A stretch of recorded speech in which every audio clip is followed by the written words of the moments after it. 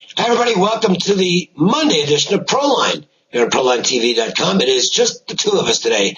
Scott Spreitzer on one side of the screen, and I'm Dave Kogan. It's nice to talk to you guys. Hope you had a great weekend and a happy holiday to everybody. How'd you head in this weekend, Scott? I know for me, the score's a little misleading. I had my NFL playoff game of the year, and I think it's an easy winner on the Bears, although they did kind of screw around in the fourth quarter, and it got a little bit interesting at the end, but they got the money and they dominated the football game. I also the Jets, so worked out. Had a very good week in the NBA, had a very good week in the NHL, and then there's college basketball, which was not the best week I've ever had. I'm having problems at the end of games right now. It happens, it's a long season. You play a lot of games, and the last minutes of games, the last week or so, not exactly going my way. Those are kind of the coin flip games. You're not going to win them all by 20. There are going to be games that go to the wire, and I have not exactly had the best of those. To give you an example, Saturday I had Vanderbilt and Tulane, two games that went to the wire as far as the numbers concerned, and my two teams got outscored 18-1 in the final minute. So obviously those were losses. So the college basketball, not where I want it to be. Everything else, just fine. No complaints at all. How about you? Yeah, Saturday I was with you, and I had Chicago as my divisional round game of the year, and that was the closest to not covering blowout that I've ever seen. And, we kind of knew, as I'm watching the game with a couple of friends, I kind of knew that, obviously Seattle doesn't want to end the game on that touchdown, so they're likely to kick an extra point. But I said, no, wait a second. The way things are going, they're going to make a dumb, moronic move, and they're going to go for two. I know they will. Just watch. Luckily, they didn't, and they ended up winning by 11, laying the 10. By the way, something freaky with the camera today. I am not ghost white because that game got so close at the end, by the way, but it looks that way. But I also had a couple of games, those college basketball games, as you mentioned, a lot of them coming right down to the wire. And, yesterday was a little frustrating because I had the under as a big play in the Jets-Patriots game, and that looked like a dead nuts under almost the entire way. And, of course, it took like a perfect storm in the final 4 or 5 minutes to get the game to go over. And to compound that game going over, which looked like an under, I had the Minnesota Golden Gophers, which were in total control up by 11 at the halftime against Iowa. Of course, the number got to 10.5, 11. They win by 10. And so we've had a couple of those games that have come right down to the wire. Ball State was a big play for us on Saturday. I know most of the folks who get my plays early because I release them, late during the night before, probably pushed with Ball State. But you could have also lost with Ball State. And again, it was a team that finally got going. They were laying anywhere from 9 to 10 points. They win by 9. One or two more made free throws here, a made jumper, and it puts you over the top of those games. But overall, NBA is fine. NFL, we hit the rivalry game of the year like you did, Dave, with the Bears. And I'm looking forward to what I think is a tremendous card, what's left of it on Monday, MLK Day. We've already got games underway, but I still think there's some good value out there tonight. Well, let's talk about a couple of them. We'll begin with a matchup in the NBA. The Celtics and Magic met earlier this year down in Orlando, and Boston was defeated in that game. So for just the third time all season, the Celtics are in a revenge setting tonight. Fairly short number at home. Celtics are still not 100% physically. Orlando's played well since the trade. I'm still trying to figure out. I think they're probably a better team with this deal. There's certainly more depth at a couple of key positions for them, particularly point guard. I don't know if it's enough to make Orlando a true contender once the playoffs begin. Well, they're going to be the top 4 someplace, so I guess they are. But I don't know how much the trade improved them. That's something that's still playing out. At least Dwight Howard's got some pieces to work with right now. But, Scott, the Celtics have only had 2 revenge games so far. They won and covered both of them. This is a team that doesn't always take the regular season games seriously. They don't have to. I mean, their real season begins in the playoffs. But I do think they'll be charged up to make sure they don't lose a second straight game to Orlando as far as the season series is concerned. Maybe it's something they'll look at as far as seeding down the road. Just personal pride. I think the Celtics might get through tonight.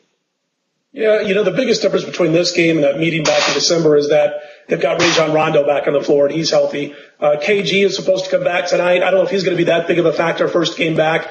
They had a big game over the weekend last time out from Shaquille O'Neal, who scored, I think, 23 points. But he might not play tonight. But the bottom line is that Rondo missed that game, and the team had 15 assists. That was a season low for the Boston Celtics. They didn't shoot well. Guys were getting open, yet they still only lost by 9 points in Orlando and were in that game for most of the contest. And, the difference was also that Shaq was able to bang Dwight Howard. Dwight Howard didn't have a big game in that contest, but he came up big when he needed to. And with the Celtic injuries, Orlando was able to go on and win the game. Obviously, a completely different team when Rondo's there. It is interesting. One of the things that proved to me that Doc Rivers is all he's worth is a couple of years ago when Boston was having all those early season injuries. And as the guys started coming back, Rondo sat down the big three, the three amigos, and he said in his office to them in mid-December, all I want to do is you guys get me to the playoffs. If we finish 8th in the conference standings, as long as we're in the playoffs, so you guys are going to have your minutes cut almost in a third, because we are going to, between now and probably a couple of weeks after the All-Star break, he goes, we're going to sit you guys down more often than not. If you guys can handle that, he goes, check your egos at the door. We're going to be a healthy team come playoffs, and we're going to storm through it. So they did. They sat those guys down. It was great. Everybody bought into it. They sat the big three down. They didn't get as many minutes. Everybody was scratching their heads. What's wrong with the Boston Celtics? They didn't even practice hard. They come out after the All-Star break, and they start those regular practice sessions. The guys start getting their minutes, and then Boston goes on a tear and has a good playoff run. The thing about this is they're going to miss Jermaine O'Neal possibly for the rest of the season. Shaq is probably not going to play tonight. I still think they're aiming for about a February 5th, February 6th target date to kick Kendrick Perkins back on the floor. He's been practicing lately, and this is a team that can win the NBA title if Kendrick Perkins is healthy. If everybody's healthy, but especially Kendrick Perkins and Rajon Rondo, the team has a great shot to represent the Eastern Conference. Here's the thing about Orlando also. If you still look at the season-long stats, I always look at efficiency on both ends of the court. You're talking about Miami, Boston, San Antonio. Those three teams at or near the top of the NBA offensive and defensive efficiency ratings since day one this year. Orlando, they have their streaks. Sometimes they're hovering around the top 6 or 7. Sometimes they're more middle of the pack. I like what they did, of course. We talked about this last week. I like what Orlando did. I don't know if it's the sweet elixir, though, to get them deep into the playoffs. If Boston's healthy, if Miami's 3 are healthy, they don't match up well with either team in a 7-game set. But one thing that I wanted to mention, Dave, before I throw it back to you, is something that we've been matching up well all season long with the bookmakers. Tonight, I started 8 days in all sports deal right now for Smash Mouth callers only. $20 gets you the next 8 days in all sports. That includes tonight's bailout game of the month in college basketball. It includes the upcoming weekend NFL playoffs, NBA, college baskets. You don't want to miss out. All you have to do is give me a call today, toll free, 1-866-896-1627, 866-896-1627. 8 days for $20 in all sports from Smash Mouth Sports. All right, Kansas and Baylor. I want to just mention quickly that I have a free pick phone, and you can call and get a free play on tape every day. It's 1-888-712-6800. Not really a need to call today, though, because the game I have as the free pick on that line today is the matchup we're going to talk about now between Kansas and Baylor. This is one of the leagues that you really are into very strong. Although I'm curious about something, Scott. Your strongest connections are with Nebraska, obviously. That's where you're from. Are you still going to be the Big 12 maven, or are you following the Cornhuskers to the Big 10? Because, clearly, if it's your hometown team, just like with mine back in Rhode Island, you still have a tendency to follow those teams very closely. So are you going to become a Big 10 guy now? What is this Big 12 you speak of? No, I'm definitely going to be a Big 10 fan. And it's kind of funny because I can remember even growing up there when it was the Big 8. They were okay with the Big 8. When it changed to the Big 12 and the Southwest Conference was kind of swallowed up into the Big 8, there was a lot of people who always wished they were a part of the Big 10. I think it's a great move. The one thing that's going to be cool for Nebraska, as long as they can keep it going, they have a great pipeline into Texas, and those other Big 10 teams don't.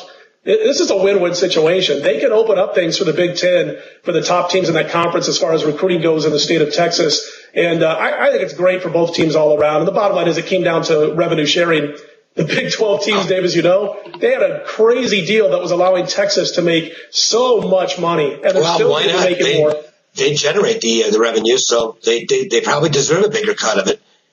I don't know, though, like Tommy Tuberville said at Texas Tech in the offseason when he took the job for Texas Tech, I thought he was very candid because most of the coaches that were still going to be around in the Big 12 next year said they kind of, of course they sided with their upcoming Big 12 brethren, with the Texas Longhorns, the Oklahoma Sooners. Tuberville was quite candid. He said in the SEC, it doesn't matter. He goes, Vanderbilt makes the same amount of money as Florida.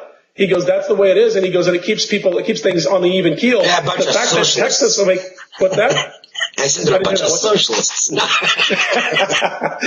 Yeah, here I am talking about, right. But anyway, when you talk about Texas making $30 million and Kansas making $10 million, that's just not, that doesn't make for a good conference. And Tuberville said he thinks within 5 to 6 years the Big 12 will evaporate, will fall apart because of this. So I'm glad they're moving to the Big 10. It's going to be a fun conference. But yeah, back to the games. When I looked at this particular basketball game, I had Iowa State, by the way, a huge play for us on Saturday. Nice call. One of the reasons, a small reason, but one of the final nails in the coffin, I guess you could say, was that I thought Baylor might be looking ahead just a tad to this game tonight in Waco against Kansas. They were going on the road to Ames, Iowa. Iowa State's got a good basketball team this year, not real deep, but the 6 or 7 guys that play can really get up and down the court. So they beat Baylor 72-57. We got the win. It was a nice win. But now they come back home and they're going to host this Kansas team, and they're getting 3 to 4 points at last check. The one thing I had a problem with Kansas, I had Kansas the other day over Nebraska. I was really surprised that Nebraska almost beat this team at Fog Allen Fieldhouse. Not so much that they kept the game close and I lost the spread, but that Nebraska dominated on the glass. They out-rebounded Kansas. I think it was 43-32. It was a mismatch on the boards. You don't see that out of Bill Self teams. There's something not quite right with this year's version of the Jayhawks, and I think they're going to get upset tonight, Dave. You know, I think there's something not – I don't know if I guess I'll agree somewhat with the terminology. I think there's something not quite – well, I'll just say not quite the same as we saw last year out of both these teams. Kansas is interesting. First of all, you know, they were the number 1 overall seed last year in the NCAA tournament. Didn't make it to the Sweet 16, courtesy of Northern Iowa. Northern Iowa played really well. They beat UNLV on a 30-foot jumper in the first round, and then they got Kansas. And it was the best team Northern Iowa's ever had. But, you know, Kansas should have handled them. They should have, and they didn't. I'm glad they didn't. I had to play at Northern Iowa in that game, but, you know, it's still – that was something that wasn't there, and it still doesn't seem to be there. It's a Kansas team that is not, we'll call them a slightly vulnerable squad. They're still very good. I mean, they're clearly a Sweet 16 capable team, but I don't see. Maybe it's the chemistry. There's something just not there. And at times, watching this team since Selby became eligible, it almost seems as though there's a tendency on occasion for the rest of the team to stand around and watch Selby play. He's a great young talent.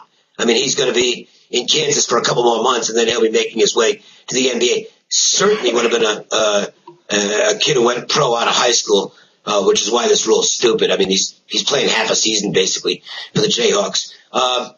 The flip side of it is Baylor. They are not the same team they were last year. And again, they're still a good team. Scott Drew is an excellent coach. But there are a couple of pieces missing from last year. This was a team that if you took it into the paint last year, there was a good chance your shot was going to get rejected someplace around midcourt. That isn't there anymore. And I don't think their guard play has been as solid either. I think I agree with you. Great call, by the way, on Iowa State. But I'm not surprised by that. Freddie Hoiberg's got that team playing really well. What did surprise me a little bit, they got their ass kicked in that game. I mean, it was no contest. Iowa State absolutely blew them off the court in the second half. They couldn't get their offense going at all. And that was against an Iowa State team that's willing to that's going to slow you down, but not to the extent where you should be held to 57 points with the offensive talent that Baylor has. I don't think either team's where I want them to be right now.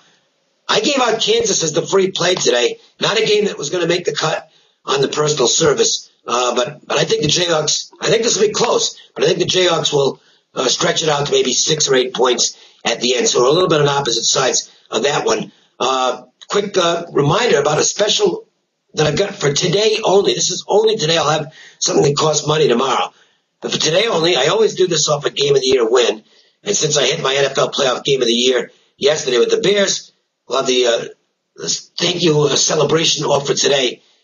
Call the office at 1-866-841-1665 today only, and you'll get a full week of my action plays in all sports at no cost whatsoever. Again, you got to call today. That's the only day the offer's good, or you can wait till the next time I hit a Game of the Year offer. The problem is I don't have a game of the year that often, so if you want some free picks, you got to take advantage of this offer. 1-866-841-1665. Make the call and get a full week of my action plays in all sports at no cost. I think that's it. Do we have anything else, Scott? That's it. We had a good weekend like you did. By the way, all the plays are up. If they call in today, I've already released all of my NFL plays for the conference championships. I got 2 sides in a total. So when they make the call in to Smash Mouth Sports, and I'll give that number one more time, they're ready to go, and it's Monday. We really like these 2 games, including one total, at 1-866-896-1627. 866-896-1627. You'll get that full 8 days for $20. And as I mentioned, the NFL is already ready to go. We love it, man. We jumped out early on Sunday night when the lines came out, and we're standing firm to those plays, and we're looking for good value this weekend. We think we got some great value. That sounds awesome. I do not have my NFL work done yet, but we got NHL, NBA, college basketball, lots of good stuff, and get the NFL out there eventually as well. All right, that's it. We do this every day now. Well, not every day. We take a weekend off, but we do have a weekend edition. Monday through Friday, it's a shorter edition of Proline, right about this length, 15, 20 minutes, a couple of games broken down. And then on Saturday, we come in with our weekend show where we take a look at as many as 4 games. All the guys are here. It's a lot of fun. So make sure to check it out here at ProlineTV.com every day. For Scott Spreitzer, I'm Dave Kogan. Have a good one. Happy holiday.